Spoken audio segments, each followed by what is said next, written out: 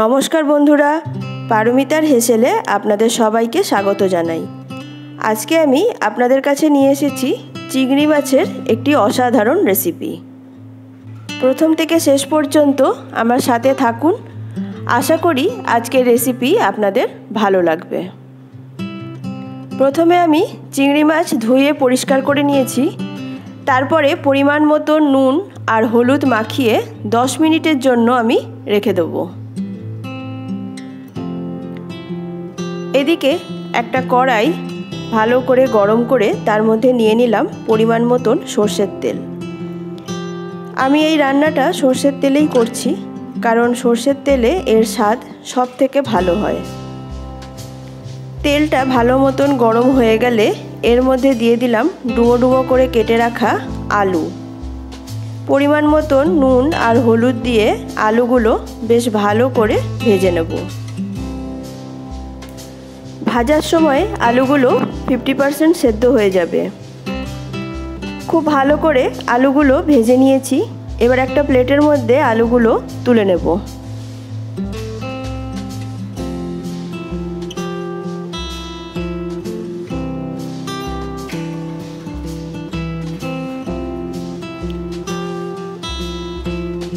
বাকি তেলের মধ্যে দিয়ে দেব নুন হলুদ মাখানো চিংড়ি মাছগুলো। মাছগুলো এখানে আমি খুব ভালো করে ভেজে নিচ্ছি। চিংড়ি মাছ বেশি কড়া করে ভাজলে এর স্বাদ নষ্ট হয়ে যায়, তাই আমি তেলের মধ্যে সামান্য নাড়াচাড়া করে নিচ্ছি।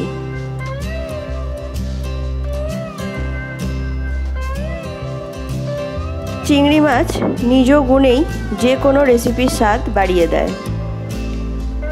এখানে চিংড়ি মাছগুলো আমার ভাজা হয়ে গেছে। এবার এই মাছগুলো আমি তুলে নিচ্ছি। মাছগুলো একটা প্লেটের মধ্যে তুলে নেওয়ার পরে চলে যাব পরের স্টেপে। কড়াইয়ের মধ্যে যা অবশিষ্ট তেল রয়েছে তার মধ্যে আরও 1 থেকে 2 চামচ সর্ষের তেল দিয়ে দিলাম। এরপরে ফোড়নে দিলাম গোটা জিরে, গোটা গরম মশলা আর একটা তেজপাতা। ফোড়নের থেকে সুন্দর গন্ধ বেরোলে এর মধ্যে দিয়ে দেব একটা বড় সাইজের পেঁয়াজ কুচি। খুব ভালো করে পেঁয়াজটা এবার ভেজে নেব। পেঁয়াজটা লাল করে ভেজে নেওয়ার পরে এর মধ্যে দিয়ে দেব 1 চামচ গ্রেট করা আদা। আপনারা চাইলে আদা পেস্টও ব্যবহার করতে পারেন। কোনো রকম রসুন এখানে আমি ব্যবহার করছি না। আদার কাঁচা গন্ধ চলে যাবার পরে এর মধ্যে দিয়ে দেব একটা বড় সাইজের টমেটো। সামান্য নুন দিয়ে এটা ভালো করে কষিয়ে নেব, তাহলে টমেটোটা খুব তাড়াতাড়ি নরম হয়ে যাবে। দেখুন টমেটোটা নরম হয়ে গেছে আর টমেটোর থেকে বেশ কিছুটা জল বেরিয়েছে। এরপরে এর মধ্যে দিয়ে দেব একটা মশলা। সামান্য জলের মধ্যে এখানে আমি 1/2 চামচ হলুদ গুঁড়ো, ধনে গুঁড়ো, জিরে গুঁড়ো আর কাশ্মীরি লঙ্কার গুঁড়ো গুলে রেখেছিলাম। এই গোলা মশলাটা দিয়ে আরও কিছুটা জল দিয়ে এবার সব কিছু ভালো করে কষিয়ে নেব যতক্ষণ না মশলার থেকে তেল বেরিয়ে আসছে।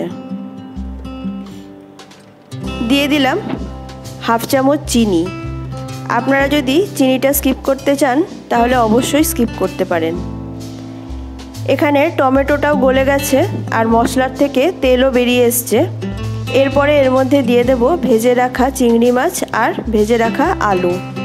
সব কিছু এবার খুব ভালো করে মিশিয়ে নেব আর বেশ ভালো করে কষিয়ে নেব।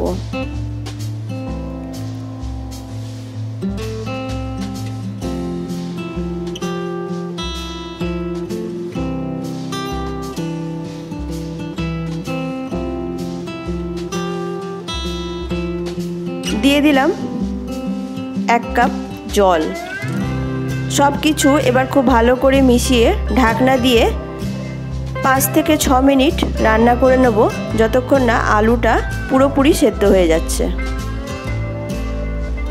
ভাজার সময় আলু যেহেতু 50% সেদ্ধ হয়েই ছিল, তাই বাকি রান্নাটা হতে আর বেশি সময় লাগবে না। এখানে আলু সেদ্ধ হয়ে গেছে।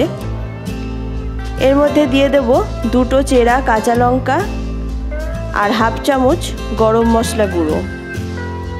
সব কিছু ভালো করে মিশিয়ে দেওয়ার পরে গ্যাসের ফ্লেমটা অফ করে ঢাকনা দিয়ে 5 মিনিট রেস্টে রেখে দিলেই তৈরি হয়ে যাবে আলু দিয়ে চিংড়ি মাছের ঝোল।